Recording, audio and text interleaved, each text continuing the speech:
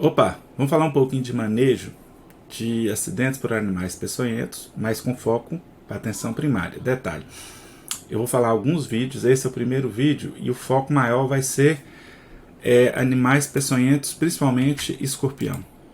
Muito bem, então essa aqui é a minha formação. Esse material eu vou deixar disponível nesse endereço aqui para vocês, o material em PDF, e os vídeos também eu vou deixar lá. Em relação à epidemiologia, a gente sabe que o acidente mais comum, sem dúvida nenhuma, é o acidente escorpiônico. 47% das vezes está relacionado com escorpião. Depois aranha e depois acidente ofídico.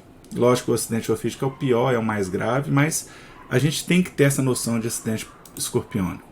Então vamos começar com um exercício para a gente treinar um caso clínico, né?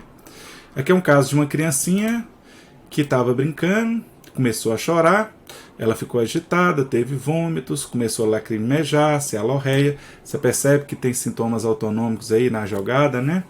Aumentou a frequência respiratória, pulsos finos, já tem um comprometimento cardiovascular, né, importante. E, paradoxalmente, uma glicemia de 350, que se a gente comer bola, a gente pode pensar numa certa acidose diabética. Algumas vezes essas crianças vão ter leucocitose também, pode ter aumento de enzimas hepáticas. Mas nesse contexto todo, se a gente for pensar em diagnóstico, o diagnóstico sem dúvida nenhuma vai ser um acidente por aranha. Não, um acidente escorpiônico, né? Esse acidente escorpiônico, a gente vai classificar ele como um acidente grave, pelas características que nós estamos vendo da criança, mas a gente vai falar um pouquinho mais a classificação dos acidentes mais para frente. Essa criança ela tem que ser transferida para um serviço onde tem um soro específico. A janela de tempo ideal seria em torno de 1h30, e é isso que nós vamos fazer a discussão a partir de agora. Muito bem, acidentes por escorpiões. Vamos ver o que nós vamos aprender sobre isso. O acidente escorpiônico, ele disparadamente é o mais comum. Olha para vocês verem nessa faixa vermelha, olha o tanto que ela é prevalente em relação aos outros. A gente tem a família do Titius, né? Esse Butidae, que é a família Butidae, ele gera esses tipos de escorpiões, que a gente chama de Titius, que a gente tem vários no Brasil, né?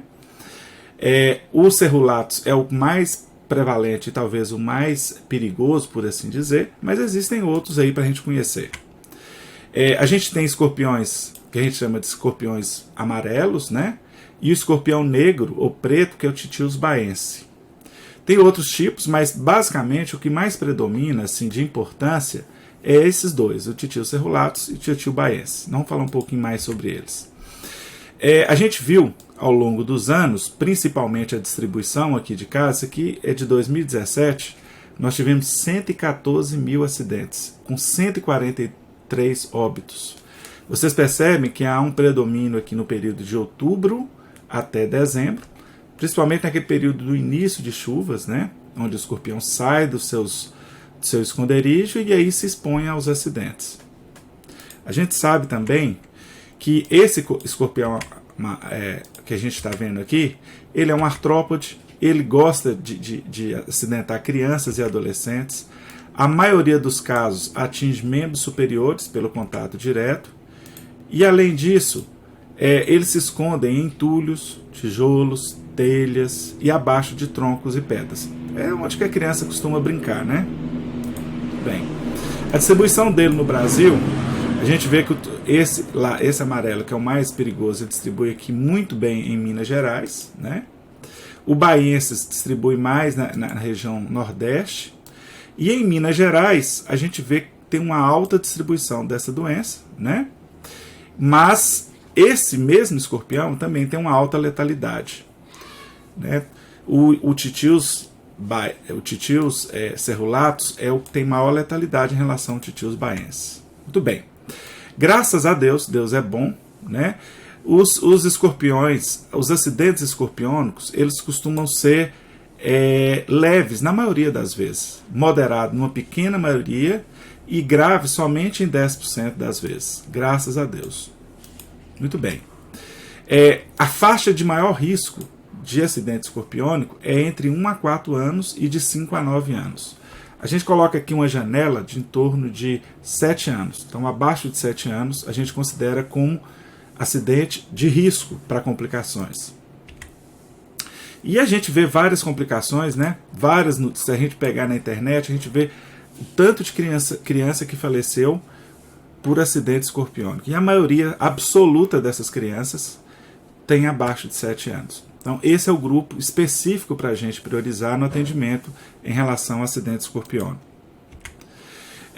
A gente sabe que o titio cerulatus ele causa acidente grave em 39% das vezes e de leve a moderado em 60% das vezes, isso considerando criança. Enquanto que o titio baiensis ele costuma dar acidente grave só em 2% das vezes. A maioria absoluta é acidente de leve a moderado.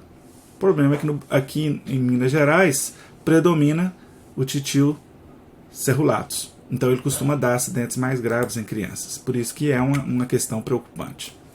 Esse escorpião, ele tem uma característica muito interessante. Esse escorpião, ele vive se ele não se alimentar, se ele tiver privação de alimentos, ele consegue viver no solo 400 dias. Se ele tiver privação de água, ele consegue viver 100 dias. E se ele tiver privação de alimentos e água, ele ainda consegue sobreviver quase 50 dias. Então, é um artrópode extremamente adaptado ao ambiente e consegue sobreviver a situações de extrema necessidade. Além disso, não tem um veneno específico para ele, né? Então ele tem essa capacidade de reproduzir com muita facilidade. Não vou falar muito dessa anatomia dele. O que a gente precisa saber desse escorpião é que, primeiro, ele tem hábitos noturnos, ele esconde durante os dias, né, sob pedras, entulhos, telhas. Ele alimenta de barata, grilos, aranhas. A prevenção é acondicionamento adequado do lixo para evitar barata, mosca. Preservar os inimigos naturais, principalmente sapo, galinha, lagarto, ganso e coruja. Usar luvas e calçados em trabalho externo. Então, isso é fundamental. Então, essas medidas de prevenção, elas são mais importantes do que as medidas de veneno, porque a gente não tem um veneno específico para interromper o ciclo desse artrópode.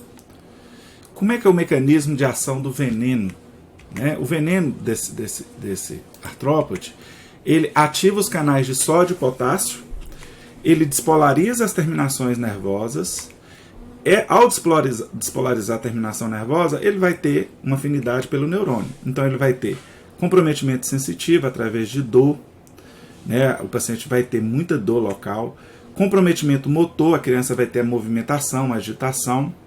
E finalmente o comprometimento do sistema nervoso autonômico. E é aí que está o grande problema desse artrópode, porque ele ativa o sistema simpático e o sistema parasimpático. Então, ele tem um efeito neurotóxico, né? E esse efeito neurotóxico leva à desautonomia.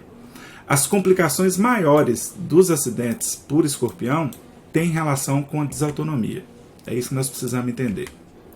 Ora, a gente consegue entender isso através de ensaios. Se a gente fizer um ensaio de um controle em relação à injeção de toxina, a gente vê que quando a gente injeta toxina no neurônio, há um aumento da despolarização e principalmente um prolongamento da repolarização. Isso tem a ver principalmente com a ativação de sódio e potássio. Quando você tem essas alterações iônicas de sódio, potássio e cálcio, você tem uma ativação neurohormonal que vai estimular o parasimpático de forma transitória e vai também estimular o simpático, mas de uma forma mais prolongada. E aí você vai ter liberação muito importante de catecolaminas. Então, o parasimpático ele é estimulado transitoriamente, um curto período de tempo, e o que vai predominar mais é a ativação simpática, que ela é mais prolongada e ela vai liberar catecolaminas. Isso vai explicar um pouco dos sintomas. Você tem outros mediadores, como óxido nitro, citocinas, cininas. Essas citocinas vão gerar um processo inflamatório persistente, né, uma reação inflamatória sistêmica na criança.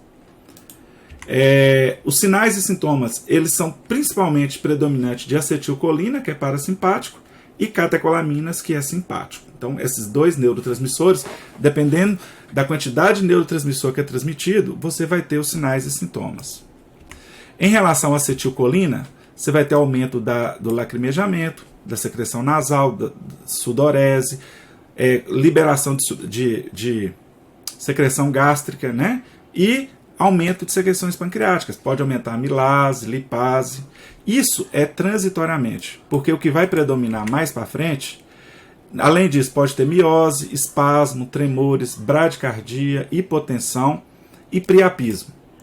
Quando eu libero as catecolaminas, eu vou ter taquicardia, taquipneia, vou ter arritmias cardíacas, posso ter hipertensão, posso ter hiperglicemia.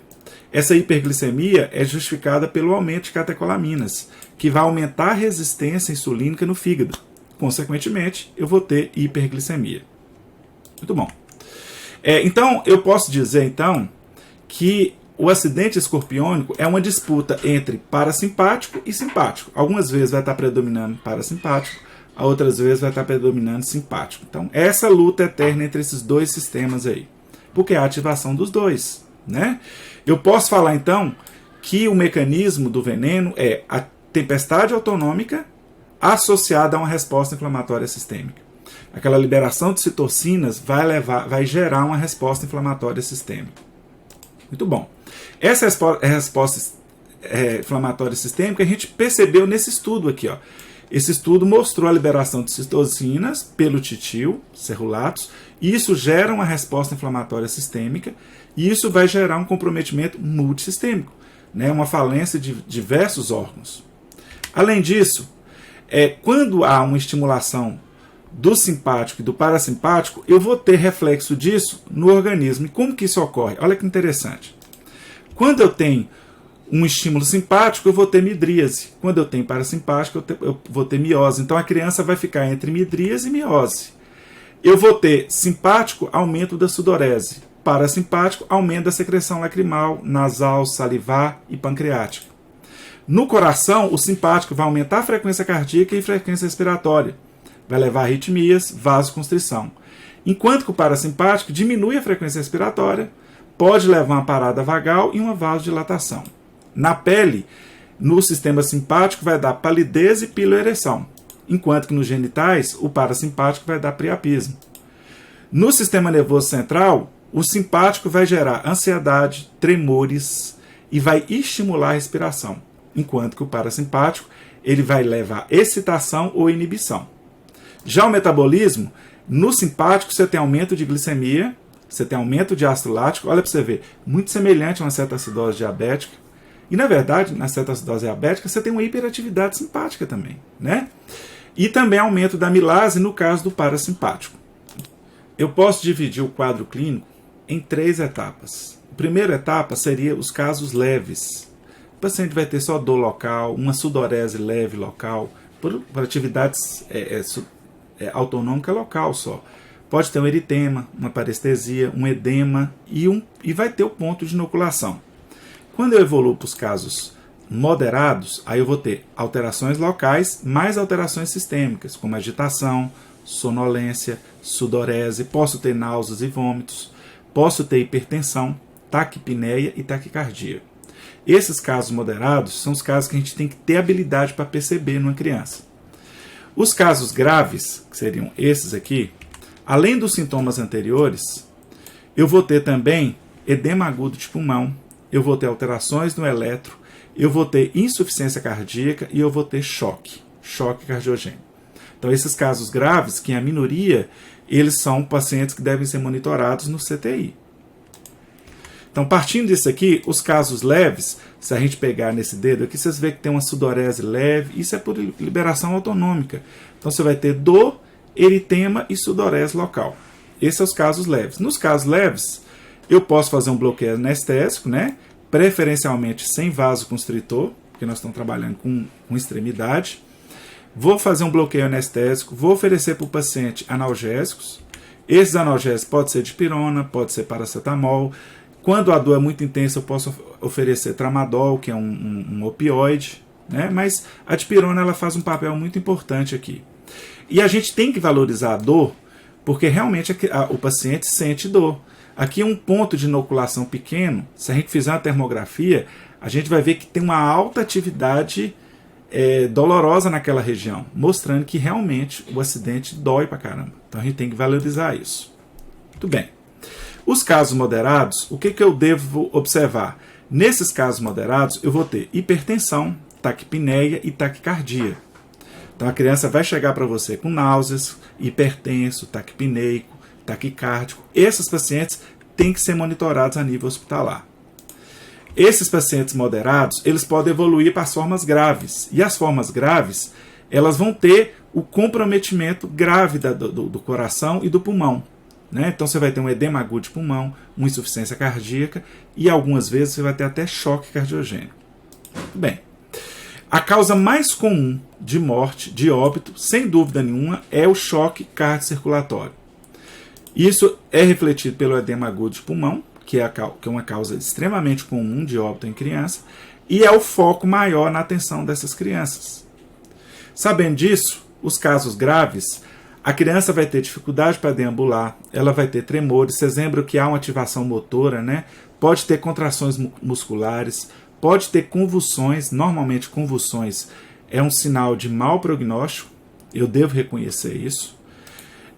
Nos casos graves, eu vou ter um excesso de catecolaminas, né? Isso vai demandar mais oxigênio para o miocárdio, isso vai levar a uma isquemia miocárdica, e a própria toxina, ela também tem um efeito direto no coração. Então o coração, ele é comprometido de duas maneiras. Ele é comprometido pelo próprio excesso de catecolaminas, mas tem um efeito direto da toxina nesse órgão. Isso leva a uma falência cardíaca aguda, né? Ao ponto da criança desenvolver um edema agudo de pulmão, ter que ser internada, né? Algumas vezes tem que fazer suporte ventilatório. Isso é muito grave, né? A causa mais comum de óbito nas crianças é esse. E esse choque cardiogênico, ele pode ser tanto pela ação das catecolaminas, quanto a ação das toxinas, mas também para aquela resposta inflamatória sistêmica, né? Aquela resposta inflamatória sistêmica, com liberação de citocinas, pode gerar também um edema agudo de pulmão. Então, o edema agudo de pulmão ele pode ter duas fisiopatologias, né? De origem cardiogênica e de origem não cardiogênica. Isso é importante relatar, né? O interessante é que o edema agudo de pulmão, nesse acidente escorpiônico, ele tem uma particularidade interessante. Ele costuma aparecer de forma unilateral, uma boa parte das crianças. Quando você atende a criança e você faz um raio-x, você vê que há um predomínio de um lado só. Lógico que com o tempo vai evoluir para os dois lados, mas inicialmente há um predomínio de um comprometimento unilateral. Isso é legal para você diferenciar de outras causas de edema cardiogênico, de edema agudo de pulmão. O edema agudo de pulmão do acidente escorpiônico, uma boa parte das vezes, inicia de forma unilateral. Guarda isso, que isso é importante, né? Esse artigo aqui, ele mostra exatamente isso, né? O edema agudo de pulmão do acidente escorpiônico induzindo um edema unilateral. Então ele fez um estudo de uma série de casos e percebeu isso. Muito bem. Em relação ao laboratório, você pode encontrar desde leucocitose com neutrofilia, aumento de glicemia, aumento de amilase e diminuição de potássio. Aquela ativação, né, neural, há uma liberação, uma perda de potássio, né? Você pode ter aumento das enzimas musculares, você pode ter aumento de LDH. E, além desses exames, é interessante pedir eletrocardiograma, raio-x de tórax e ecocardiograma. No eletrocardiograma, eu vou encontrar uma série de distúrbios cardíacos de condução. Eu posso encontrar desde uma taquicardia sinusal, que é o mais comum, até uma bradicardia sinusal, passando por extrasístoles, passando por bloqueio de ramos, a gente pode perceber isso. Pode perceber também arritmias graves. E a gente vai conduzir esses acidentes graves a nível de CTI. Então, isso aqui é um fluxo de atendimento de paciente grave a nível de CTI. Muito bem. Essa ficha aqui ela é interessante, que é uma ficha de São Paulo. Ela é um guia para você conduzir os pacientes. Então, ele começa classificando os sintomas, como que você conduz cada sistema leve, moderado e grave. Vale a pena o print desse protocolo. Vocês encontram isso aí na internet. Muito bem. Então, a nossa criança que estava tendo todos esses sintomas, inclusive glicemia, ela estava tendo um acidente escorpiônico grave, né? E eu vou fazer o tratamento geral de que maneira? Primeira coisa, eu devo orientar os pais da criança. Eu tenho que fazer analgesia sistêmica, posso fazer com dipirona, posso fazer com morfina. Vou fazer analgesia local, então vou colocar lidocaína 2% sem vasoconstritor. Normalmente a gente coloca de 1 a 2 ml. Isso eu vou fazer até 3 vezes por dia. E eu vou fazer isso a cada 30 a 60 minutos. Vocês vão perceber, daqui a pouco eu vou mostrar para vocês, que essas crianças têm que ficar em observação em média 6 horas. Além disso, eu vou hidratar a criança, mas eu vou evitar hiperidratação. Por quê? Porque essas crianças, elas têm um potencial para desenvolver choque cardiogênico. Tem um potencial para desenvolver edema agudo de pulmão. Então, eu não vou fazer a hidratação venosa nessa criança. Tá? Eu vou, basicamente, corrigir os distúrbios hidroeletrolíticos, né? E aí, eu vou classificar os acidentes em leves. Leves eu vou dar só sintomático. Os moderados eu vou dar de 2 a 3 ampolas de soro, que pode ser o soro antiaracnídico ou antiescorpiônico. Vou fazer exames laboratoriais. Já o acidente grave eu vou dar de 4 a 6. E detalhe interessante, esse slide ele veio antes da mudança da normativa de Minas Gerais. Hoje eles fazem 3 ampolas aqui e 6 ampolas aqui. Eu vou falar disso mais para frente para vocês. Muito bem. Então eu tenho 2 opções. Ou eu posso usar o soro antiescorpiônico, se eu tiver certeza que é escorpião, ou eu posso usar o soro antiaracnídico, que aí vai ter uma ação sobre a aranha armadeira e ação sobre o escorpião titio cerulatus. Detalhe. Além disso também tem ação sobre a aranha marrom. Então quando você tem um acidente de um animal pequeno que você não consegue diferenciar e que tem sintomas locais como dor, algumas vezes você pode fazer o soro antiaracnídeo. Muito bem. Guardar isso aqui, ele é mais difícil de ser encontrado, hein? Vão dar preferência para o soro antiescorpiônico. Então, em relação ao tratamento, eu queria que vocês prestassem bem atenção nesse fluxo, porque ele é muito importante. Eu vou passar ele para vocês aqui. Então, primeira coisa no fluxo né? Primeira pergunta, é um acidente escorpiônico provável ou é um acidente escorpiônico confirmado? Você conseguiu evidenciar o artrópode e tal.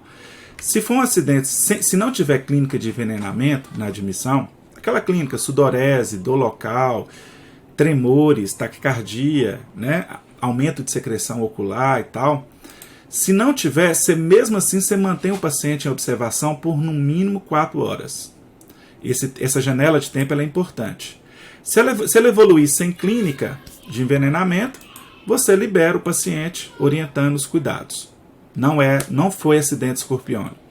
Mas se depois de 4 horas ele evoluir com clínica, aí se ele evoluir sem clínica de envenenamento, eu vou conduzir com tratamento. Se não tem clínica de envenenamento, eu vou dar alta. Se tiver clínica, eu vou seguir o algoritmo como se fosse envenenamento. Nós vamos ver isso. Então vamos agora para o outro lado. No outro lado, eu vou ter uma clínica de envenenamento, que pode ter desenvolvido aqui, depois de 4 horas, até 4 horas.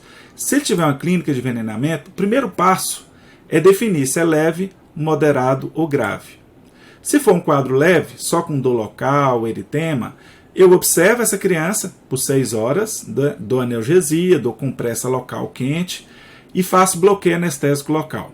Então aqui vocês estão vendo que a observação aqui é de 6 horas, enquanto que aqui são de 4 horas. Se for um acidente moderado, aí eu vou ter aumento da frequência cardíaca, aumento ou diminuição da frequência cardíaca, aumento da PA, agitação, vômitos, eu vou internar essa criança e vou fazer para ela 3 ampolas de soro IV. Detalhe, não faça esse soro com muita concentração de soro, porque você pode descompensar a parte cardiovascular. Muito bem, vou fazer a analgesia local, compressa quente, vou fazer bloqueio anestésico.